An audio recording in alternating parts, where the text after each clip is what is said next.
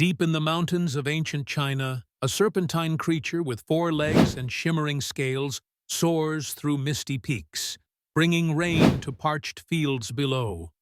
Meanwhile, across the world in medieval Europe, knights prepare for battle against a fearsome winged beast that hoards gold in shadowy caverns.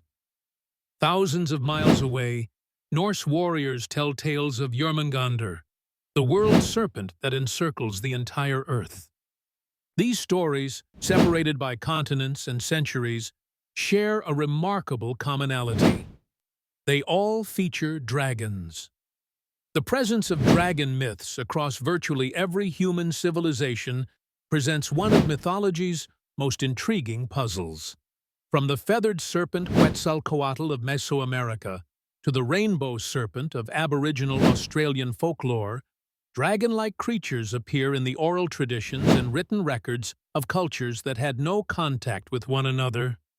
This universal phenomenon raises a compelling question.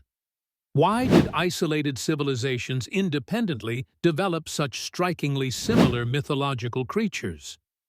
The answer lies in a fascinating intersection of psychology, paleontology, natural phenomena, and the fundamental human need to explain the inexplicable.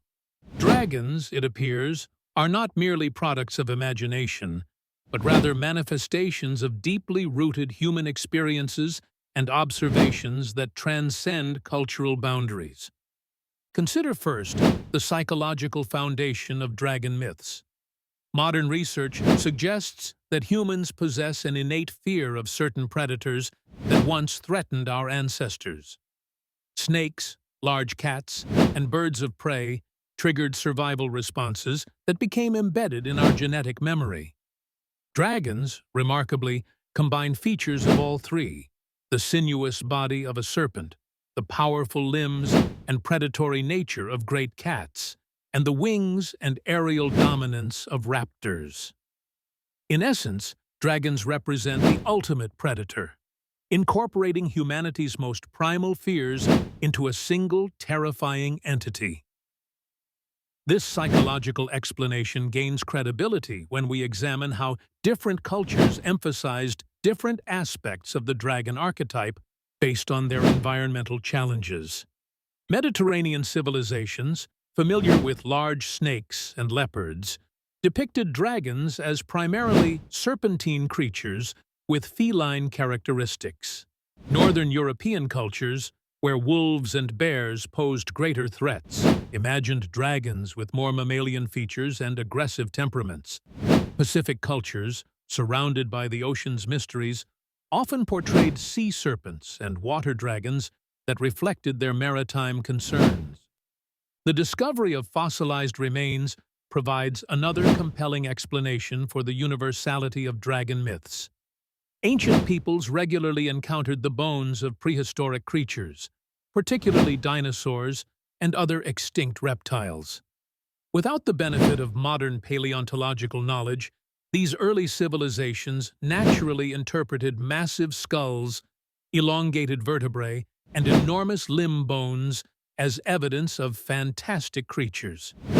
The distinctive skull structure of a triceratops, for instance, bears an uncanny resemblance to popular depictions of dragon heads, complete with prominent horns and bony frills. Archaeological evidence supports this theory. In regions where dinosaur fossils are abundant, dragon myths tend to be more elaborate and specific in their physical descriptions.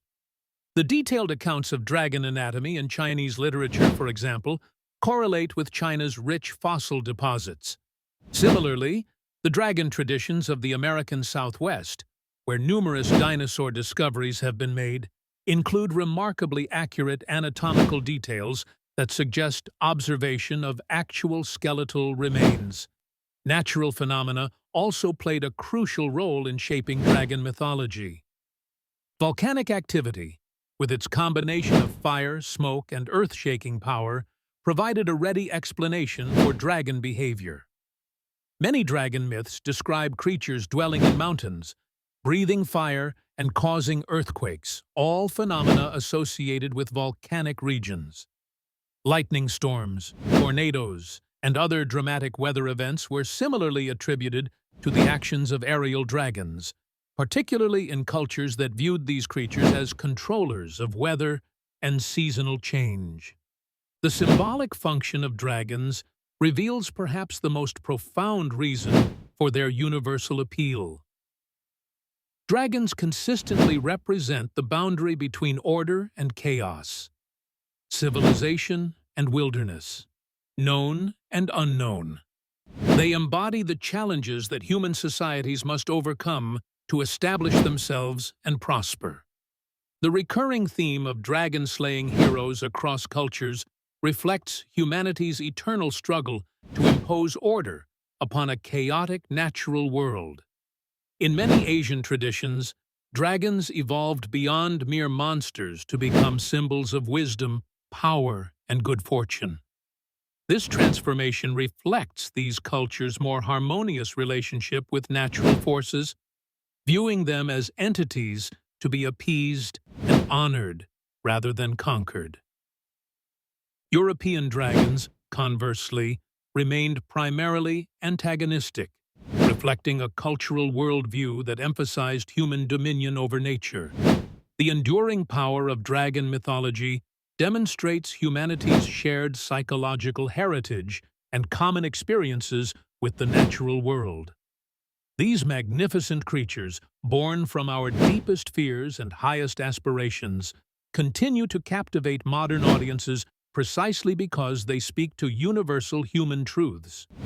Whether depicted as fearsome adversaries or wise guardians, dragons remain potent symbols of the mystery and power that lie beyond the boundaries of human understanding, reminding us that some truths transcend the barriers of time, geography, and culture.